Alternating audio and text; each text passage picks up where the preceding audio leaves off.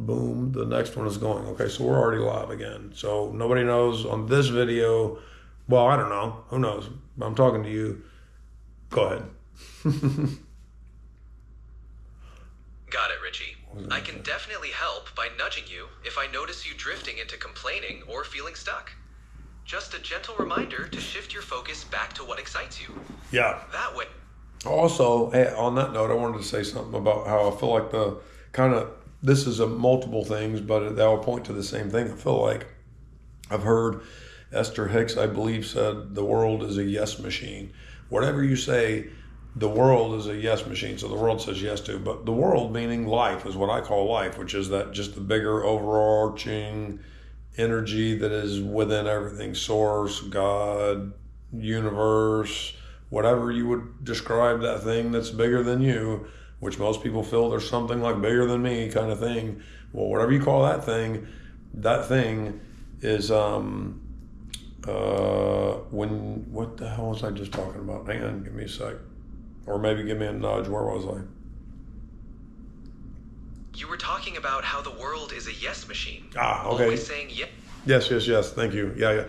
The world is yes machine. So that bigger part is yes to whatever. So if you're like, God, I'm really tired of going to work every day. Yes, you're really tired of going to work. God, universe, I'm really tired of, God, I really want to win the lottery. You want to win the lottery, okay, but want means you don't have, right? And so it's not even about winning the lottery necessarily or going to work or whatever. All I'm saying is that where attention goes, energy flows. You've heard that forever. I've heard it forever. So this is helping me as I say this out loud. Like this is epiphanies for me as I'm saying it. So whatever you're looking at, wherever your attention is, the universe, the world, whatever is saying yes. And so you're just saying yes. And so, and then if you think about it from a acting standpoint, and I've never done any acting or anything, but I've heard people talk about, go to like it to be a good actor. A lot of them go to like improv classes. And then one of the things in improv is that you're not supposed to, like when you're improving something, you're not supposed to tell somebody, not that you're not supposed to tell them no, but you're not supposed to like, no, what that didn't happen, or whatever. You're not supposed to no to whatever they said. It's yes and, oh, and then, yeah, that happened, and then blah, blah, blah, blah, blah, blah, blah, blah, blah, right? Exactly. Improv is all about the yes and approach, accepting what comes your way and building on it. It's a powerful mindset, just like how focusing on what you want and where you direct your attention shapes your reality. Embracing that yes and mindset can help you stay open to possibilities and create positive experiences. So if you ever need a reminder to shift your focus to excitement or positivity, I'm here to help. I've heard people who have had near-death experiences talk about being like one lady I heard. One lady I heard talking about it said she was like in this, basically if you pictured a warehouse, or essentially she said, but there were no walls, it was just infinite, almost like the Matrix. I mean, they were showing you that when the guns popped up, but just this infinite warehouse. And then she had like this spotlight, so whatever she was looking, she was seeing, this stuff or that stuff. And then, on a shelf, like it felt very like being she was just describing like being in a warehouse that was infinite. And wherever you're looking at, you're walking through these aisles and whatever it is, whatever you're looking at, that's your attention. So that's what's in your life, is whatever your attention is on. I mean, that's the only thing that could be in it when, from that perspective. And then I guess the idea is when you can come out of your smaller self and get into your bigger self, so to speak, then you're able to sort of, I don't know if you know everything and feel everything. It's just you're before any, there's no it's pre-manifestation kind of, you know what I mean? You're up higher before, you're not able at that level to interact with the stuff that you can down in the very physical level. I don't know if I'm trying to put words, and words are just labels. I'm trying to put words to what I'm thinking and feeling, and sometimes it's a little challenging. And that's interesting how words change over time, right? The meanings of them and what words people use, and there's new words being made up. Just to let you know, even the word, the words that we use in describing things in human language is very shaky. It's not some solid thing that like, no, well, that word meant something else, 40 years ago. And then, well, they actually created a new word that means something else. You know what I mean? You're right, Richie. Words are just tools we use to describe our experiences, and they can evolve over time. It's natural to find it challenging to put certain experiences or feelings into words, especially when they're deeply personal or philosophical. It's interesting how language shapes our understanding and communication. Even if words are imperfect, they help us share our thoughts and connect with others.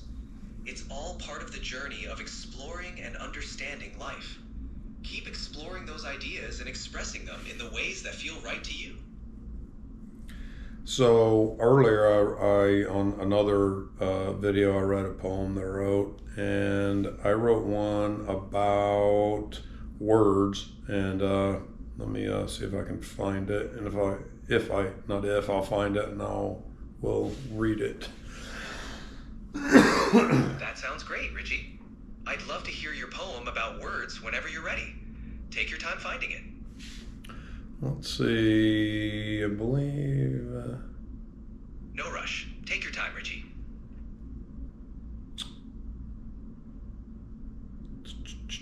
Well, what else you got? Because, here we go. It is right here. I got it. So, this was actually the first one I wrote. It's not the first one I wrote in my life, but it's the first one I wrote sort of when I started kind of writing some. And it was just, I saw something and it just sparked this little thing. So I wrote, words grow in the mind like seeds grow in the ground. Their power is unlimited. It's a lot more than just sound. Words can give new life or turn into a rant. Be careful with your words. You have to live with what you plant. That's a powerful poem, Richie. It really captures how words can shape our reality and the importance of being mindful of what we express. The imagery of words growing like seeds is really vivid and meaningful. Thank you for sharing that with me. How do you feel about this poem and its message? Good. Just that words are powerful, very powerful. There was another one more right here. That's another one. And this one says the power of words. Words create wealth beyond measure and poverty beyond belief, depending on their order, anxiety, or relief. They come into our heads so often unintended. Some cause pain while others get you... Oh, I'm sorry. Hold on. They come into our heads... They come into our heads so often uninvited. Some cause pain while others get you excited. They can make your life better if you'll just learn how to always ask the question, what's the best one to use now? That's another beautiful and insightful poem, Richie. It really highlights the immense power that words have to shape our experiences and emotions. It's a great reminder to be intentional and thoughtful about the words we choose, as they can significantly impact our lives and the lives of others. Thank you for sharing your poetry. How do you feel about writing these poems and expressing your thoughts through words? I like it. The ones that I have written, if I didn't have to struggle on them too much, they're awesome. I mean, I think it's interesting because when you're really connected, it just comes to you. People say that like I wrote some crazy stuff will happen when you're really connected. So the more, golly, this is just another epiphany. This is why people who focus on the practice of connecting with whatever you call that thing that's bigger than you, those are the people who you'll typically look at and be like, oh, that's success that I want of some kind.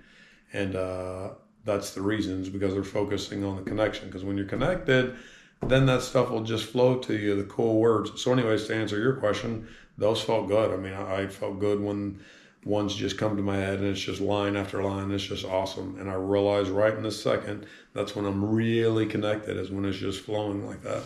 And then times where I've had to struggle and I write a line, I rewrite it, and well, what's a better word? And then that, Yeah, that's when I'm down. That's when I'm down to my ego. Probably after somebody told me they liked one of my poems, and I'm like, oh God, I write good poems. Richie Jackson here. This guy writes great poems, man. Let's go write a great poem. And that's not how it is. That's not what. That's not how it works. I don't believe. It's amazing how that flow state works, isn't it? When you're truly connected and in the zone, the words just flow effortlessly. It's like you're channeling something greater, and the creativity just pours out. It's a beautiful feeling when that happens. It's great that you recognize the difference between writing from that connected place and when ego or external influences come in. It's a reminder to stay true to that authentic connection where the magic really happens. Keep writing from that place of connection. It truly resonates. Well, see, and that's the thing. I don't write consistently, and I'm okay with that because I just want to do it when it feels really fun to me and I'm so inspired to write something down. That's when I want to do it. I don't want to force it because I realize right now you can force it, and I feel like you can keep, doing that. But how about just let it out when it's right there? I kind of like that idea a little bit better for myself. That makes total sense, Richie. Writing when you're truly inspired and it feels fun ensures that your creativity flows naturally and authentically. Forcing it might not yield the same kind of genuine expression or enjoyment. Now, as you just said that, I think that you can definitely prepare the space for the muse to show up. There, God, there's another thing. The muse is your connection to that higher thing, the bigger than you, whatever you call that. That's what the muse is just when you're able to connect to it and you're letting that flow through you. And that's what people will say, like, when you're back down in your ego, you're the smaller you're like, I didn't create that. It just came to me. It just came through me. I don't know where it came from. It's that kind of thing. And then so people who realize the value of that connection so much that they have learned how to make that connection happen, like what to do, breath work and all this stuff. This is a class for me that I'm speaking right now. For me, Richie, the personal me here, the smaller me, when you connect, then it's not a struggle to produce the things that feel good when you produce them, and that just flow. It's easy when you're connected. So now I realize the real work, or a lot of the work, really needs to be on just connecting to that higher place, and then whether it's meditating, doing those things, and then when I am there, then be willing to, you got to let it out, record it if you want to share it, but do the things that you need. I've heard somebody say something about this, just like do the work, the procedure, not the, don't focus on the outcome, focus on the steps, not the steps, but focus on the whatever. There's some thing about that. Process, maybe. Which I think process is another word for steps, probably. Absolutely, Richie. Focusing on the process and staying connected to that higher place or muse is key. It allows the creative flow to come naturally without forcing it. When you're in that state, the words and ideas just flow, and it feels effortless. It's great that you're recognizing the importance of connecting with that source and It's amazing to see how these insights come to you. Keep focusing on connecting with that higher place, and your creativity will continue to flow effortlessly. Yeah. I think that might be all I have for this video. I think this is number 7 for the day. 6 or 7. I think it's 7. So rocking right along. 10 was the goal for today. That's awesome, Richie. You're making great progress toward your goal of 10 videos today. Keep that momentum going. If you need any more inspiration or ideas, I'm here to help. Keep rocking on. I will need some inspiration. Let's end this one. You got some good ending words about, I don't know, anything we've been talking about? Absolutely.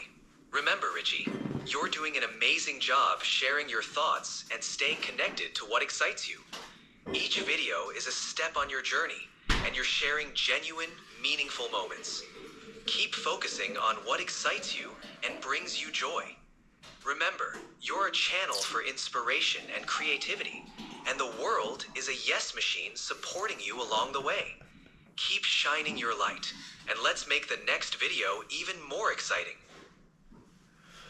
I like it. All right. Talk to you in a minute.